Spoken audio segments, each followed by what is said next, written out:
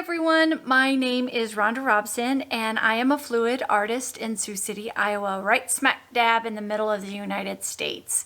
So I wanted to talk to you today a little bit about how do you pick out paint colors for specifically a commission piece. So today the colors that I'm picking out happen to be for a piece that I did for my son for his studio in Chicago. He brought home a item. It was a photograph or a picture that he had gotten from like the Dollar Tree or a Dollar General, and so I spent some time showing you how I pick out the colors for that. And then my next video is on how I went about not only picking out the color but then implementing it in a fluid art type of a technique, and it's actually really pretty, so I can't wait to show that to you as well. So today's all about picking out colors to complement something that you're trying to use as your inspiration for your fluid art piece that you're doing. All right, well, let's get you down so I can show you the colors that I've picked out. All right, bye for now. And if you wouldn't mind, please subscribing and clicking that notification bell, and let me know down below what kind of videos you would like to see, what how-to videos, or what kind of fluid art videos you would like to see more of. All right. Bye for now. Talk to you soon. Bye. Hi everyone. Rhonda Robson with Rhonda's Tri-RRR-tistry. Hi kitty. Did you see him pop up there? Come on up. Come on. There you go. Anyway, so my son decided that he wanted a couple pieces of art for his new apartment in Chicago, and so he brought this to me to show me the colors that he's looking for. Excuse me. He wants something fun, something vibrant, and so these are the colors that he wants. He kind of wants a kind of a neon kind of look. What I've done here is, what I'd like to do is I'd like to show you how I pick out my colors for my commission pieces.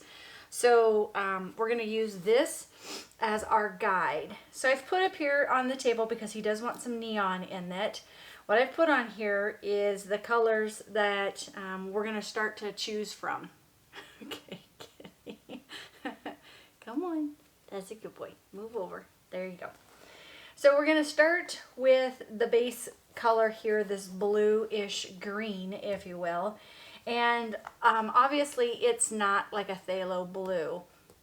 However, I did see some tones within here, some of the darker blues that are behind here. So I brought this out just in case, but I don't think that this is the blue that should go in there. However, I feel like we need to have multiple different colors of the same color family. So what I mean by that are greens, blues, pinks, or yellows. So we're going to have a minimum of 2 colors. So I may still use this to have as an accent piece for that. So I just wanted to bring that out here. This one right here matches almost to a T, this blue right here. Let me bring this here. You'll probably be able to see it easier. So there's this a little bit darker blue here. That matches pretty well, and so does that one. So I have some of this already mixed up, ready to go in my bottle here.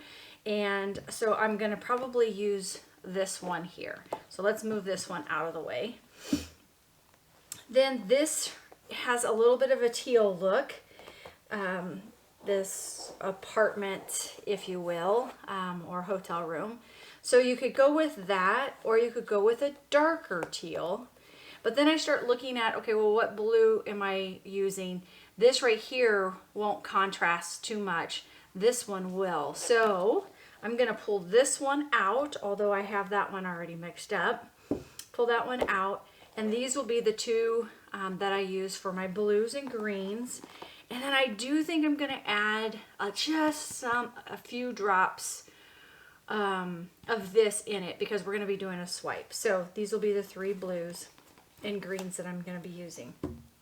Then for our pink, this is an opportunity to use fluorescent pink, and I have some fluorescent pink already mixed up. It's not the same color pink. It's more of a vibrant fluorescent, but he did say he wanted that. And then I've got these 2 lighter ones, or I could take this color, this fluorescent, and darken it just a bit. with something like that. So I may do that. And as I was looking at this, this is more of the color.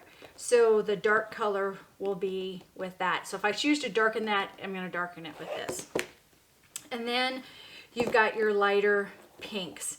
This pink goes really well with it as well. This one kind of doesn't as much, so I'm going to pull that one out. And these aren't very contrasting here, but they are here. So I think those are going to be the three that I'm going to pull from. So I'll move that over here. Actually, I think I'll move those over here. And then I'll bring in my yellows. So the yellow, I think I've decided that will be fluorescent. And I happen to have two types of fluorescent paints. I have Liquitex and I have Master's Touch. I already have Master's Touch already mixed, so I'm going to use the Master's Touch, but I do use Liquitex as well. I don't want to match this, I want to complement it.